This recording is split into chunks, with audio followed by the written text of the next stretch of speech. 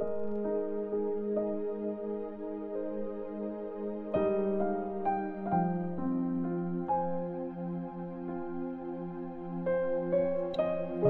chapter 1. Introduction.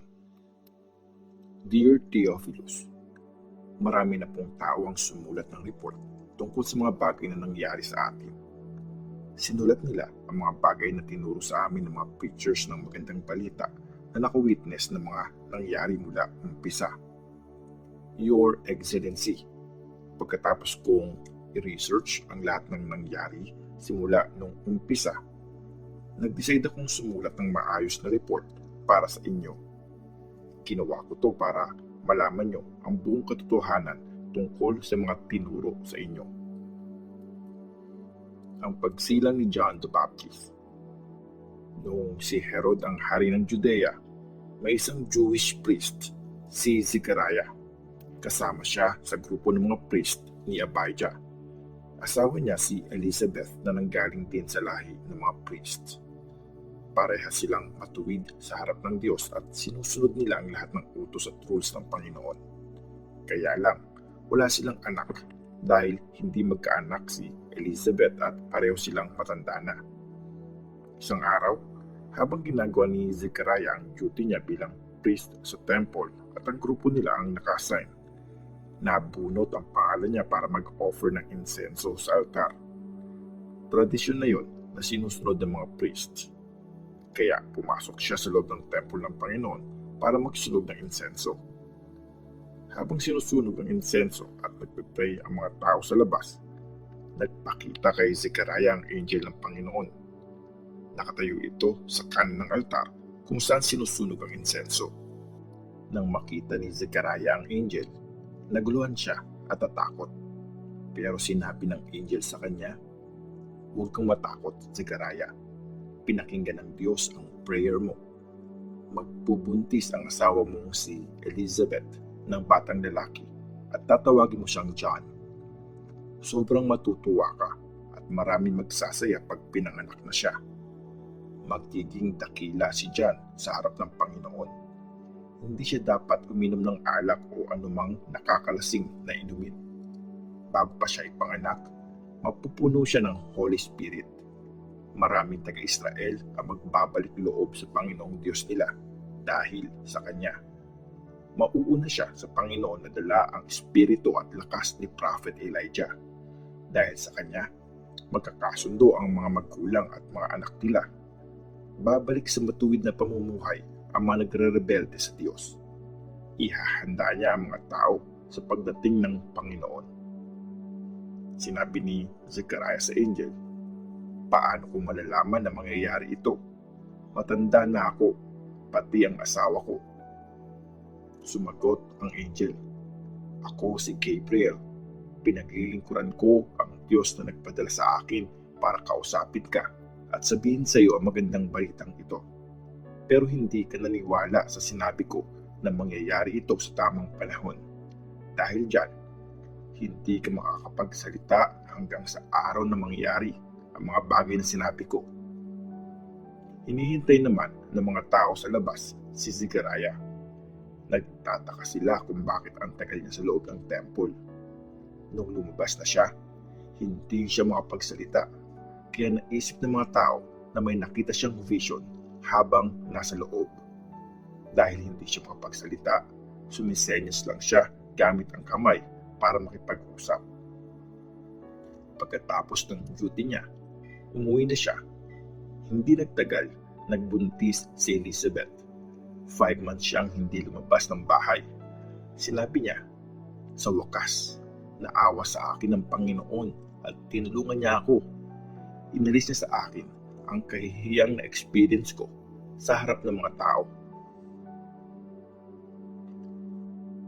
Pinahayag ang pagsilang ni Jesus.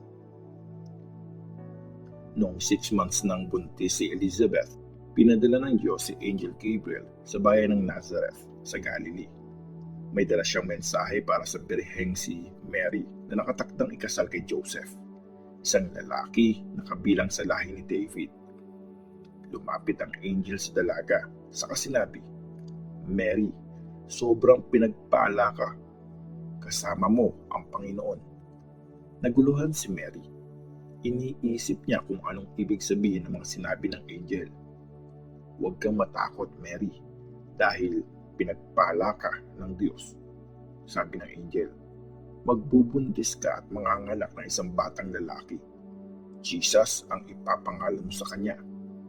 Magiging dakila siya at tatawagin siyang anak ng kataas-taasang Diyos.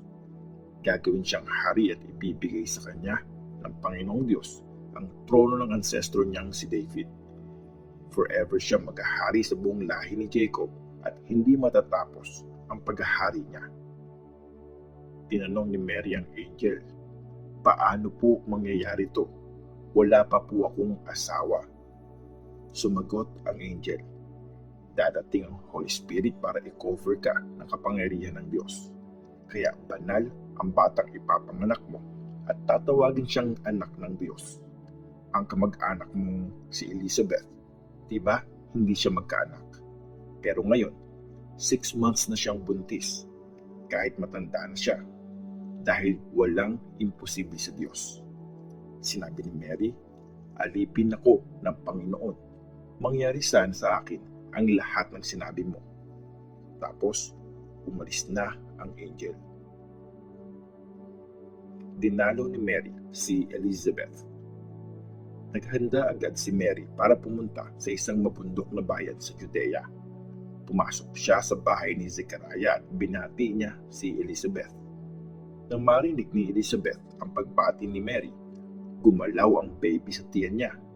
Napuno si Elizabeth ng Holy Spirit, kaya malakas niyang sinabi, pinagpala ka sa lahat ng mga babae at pinagpala ang baby sa tiyan mo. Sino ba ako para dalawin ang nanay ng Panginoon ko? Nung marinig ko ang boses mo, tumalon sa tuwa ang baby sa tiyan ko.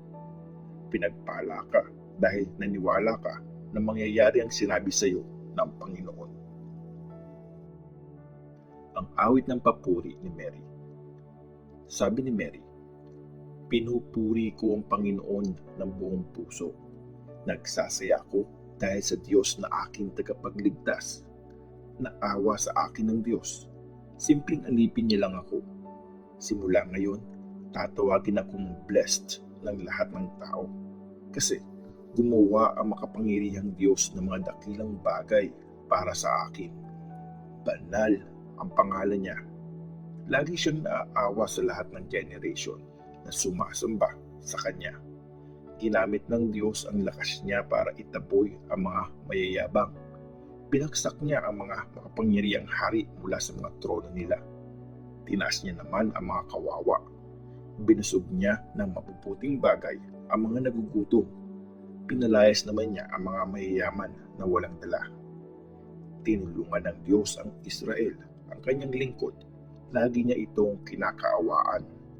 Ayon sa pangako niya sa mga ancestors natin, kay Abraham at sa lahat ng mga anak niya, magpakailanman. Nagstay si Mary kina Elizabeth ng mga 3 buwan at saka siya umuwi. Pinanganak si John the Baptist. Dumating na ang time na manganganak si Elizabeth. Lalaki ang naging baby niya. Nabalitaan ng mga kapitbahay at mga kamag-anak niya ang kabutihan ng Panginoon sa kanya at nakipagsaya sila sa kanya. 8 days pagkatapos ipanganak, tutuliin na ang sanggol at gusto nilang Zechariah ang ipangalan sa bata, kagaya ng sa tatay niya.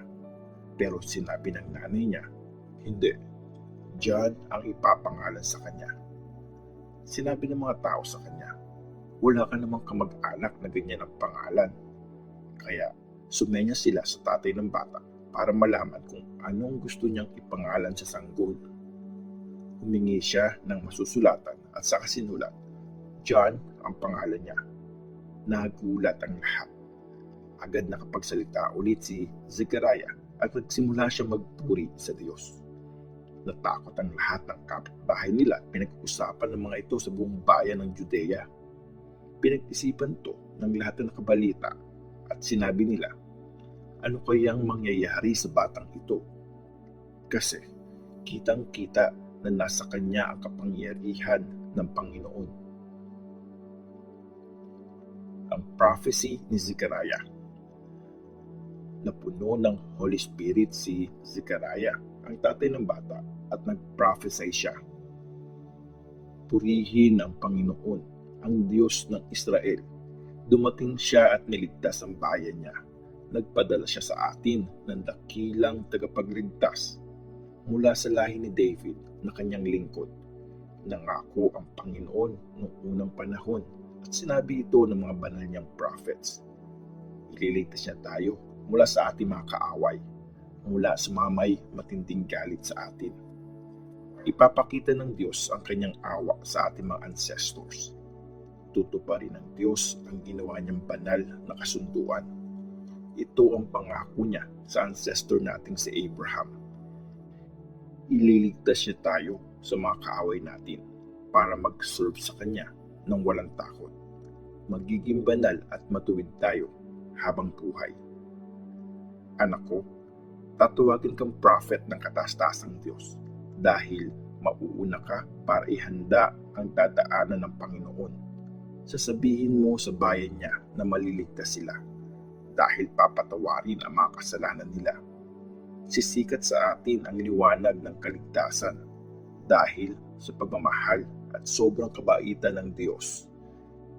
Sa mga nasa kadiliman at napapaligiran ng anino ng kamatayan, bibigyan tayo ng liwanag at i-guide sa daan ng kapayapaan. Lumaking malakas ang bata, ganun din ang espiritu niya. Tumira siya sa desert hanggang sa panahong nagpakita siya sa bayan ng Israel.